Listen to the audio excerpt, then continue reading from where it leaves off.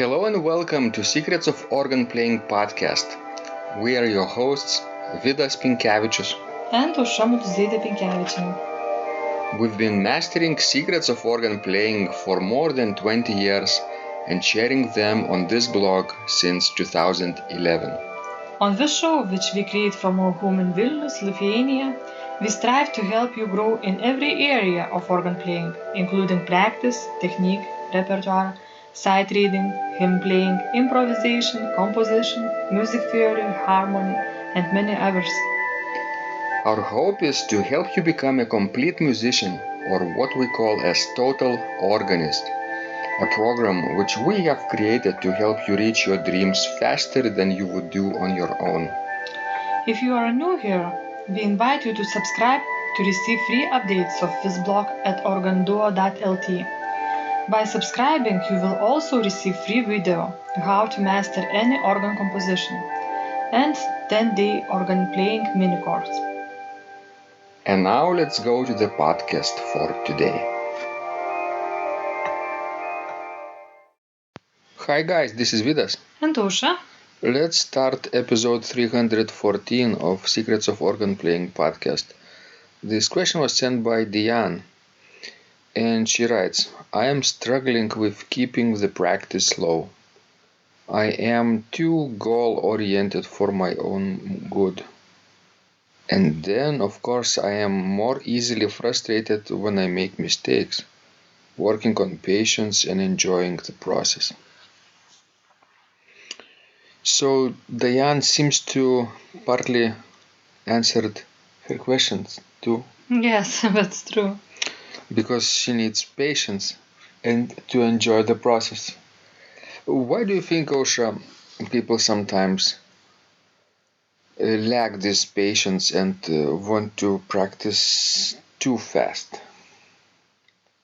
Well, I think it gratifies once more when you are playing fast. Mm-hmm.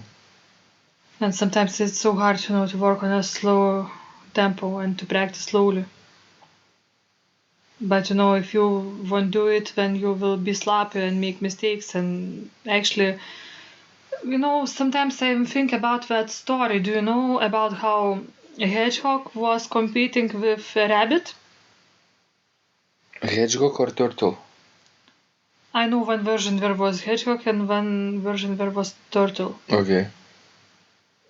But we were competing in a running a race competition. Mm-hmm. Yes.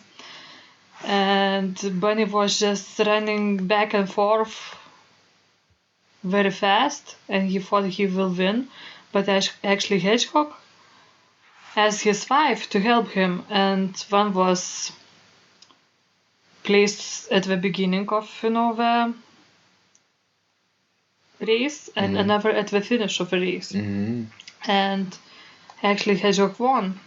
Of course he cheated, but he won anyway. I know a different version of the story. Okay, tell your story.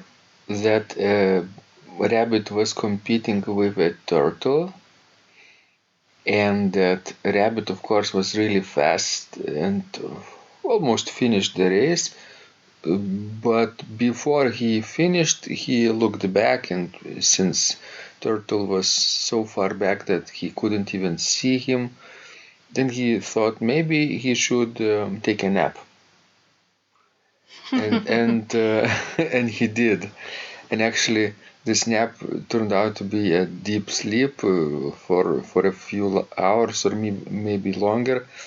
And when the rabbit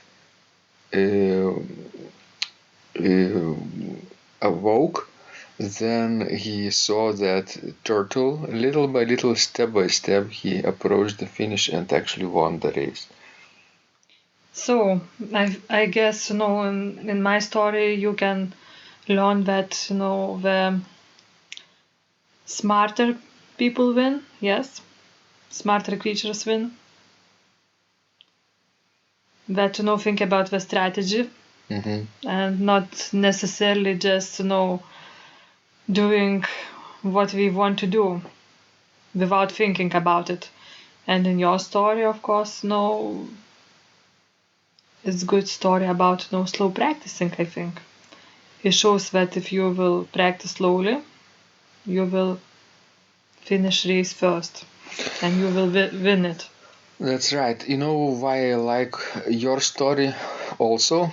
Because I think there is another hidden meaning here, that you should always strive to work on things that matter or are important. Like in the race, beginning is important and finish is important. The middle of the race is not that important. Nobody sees the hedgehog if he's running or not, but the ending is important, right? So that's how he won, by placing his wife at the finish line. In organ practice, of course, we could think of things that make up the 80% of the practice, with 20% of efforts maybe. And what that could be, maybe, as you say, slow practice, obviously.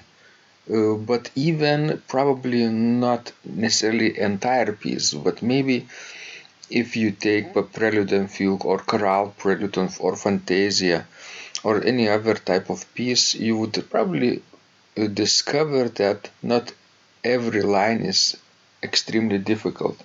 Even in the most difficult pieces, there are easy lines, and maybe we should practice more the difficult ones. True. Right? We need to start from practicing the hardest part. Mm-hmm. So, for example, right now I'm practicing for my upcoming recital, where I'll be playing 3 pieces by Teisutis Makačinas. He is a composer who celebrates 80 years this year, and he was our professor at the Lithuanian Academy of Music. What did he teach? Do you remember?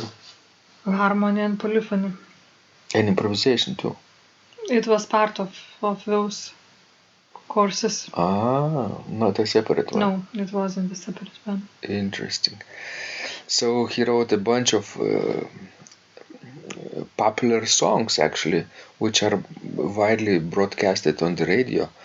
But he wrote a few of the organ sonatas and other pieces that are rarely performed. So he asked me to play for this concert. And his music is really advanced in many places, but not always, right? There are easy spots, easy pages, and even easy movements. So at first I was sort of practicing everything equally, but now I understand that maybe those easy movements only need to be played once, and I need to focus on the difficult part. Actually, I don't remember you practicing so diligently, for a long time as you are practicing now these pieces by Makačinas. And I'm so glad I told no to you that I will not take part in this concert and that I don't have to learn this music. Why? Well, it's so complicated and, well, it's not in my taste. Mm-hmm. It's not in my taste either, And with years, somehow I want just to spend time on playing what I really like, because I just realized that life is so short. But it was, of course, very difficult to say no, because he was our professor. So and at least I think he deserves that kind of concert, at least for his anniversary. And since he asked me, then I said yes. I remember how you tried me to convince to play, in that recital too. And after I spent, a couple hours sitting on the organ bench and sight reading his music, actually, I think I got seriously sick. Right. And I, took it as a sign that, probably I shouldn't do it. Sign from heaven. Yes. Nice. So when I'm practicing, I usually practice without sound at home so that you wouldn't hear it. Well, actually, I like how you're practicing them because, you know what to emphasize and what to hide. And really, in music like this, I think the more you play it, the more you listen to it, the more better acquainted you get to it, the better it sounds. So, and just too bad that, during a concert, listeners will hear it only once. So I don't know how well impressed we will be, what impression we will get. Maybe that's part of my assignment too, if I'm used to the piece and I know the good side of the piece, maybe I can transmit this knowledge to them, to the audience as well. Easier if I was just simply sight reading it, right? Of course, you couldn't sight read. Nobody could sight read this kind of music in a satisfactory manner. So I have a hope that people will kind of enjoy this performance because I will deeply know how the pieces are put together. Yes, and I will be turning pages for you and changing stops. And I just also hope that composer himself will be happy. I know it's always scary, to play music by a living composer, knowing that he or she will attend your performance. Mm. It sort of puts pressure on you. If you wrote music, Osha, and somebody else performed it, would you be easy on that? Would you go easy on that performer, or you would be very meticulous or particular? Actually, I would be easy because like nowadays there's so much music that is created that you really need to be happy and really to appreciate somebody who is performing your music. Mm-hmm. That's what I'm thinking too. If anybody would play my music in a way that I'm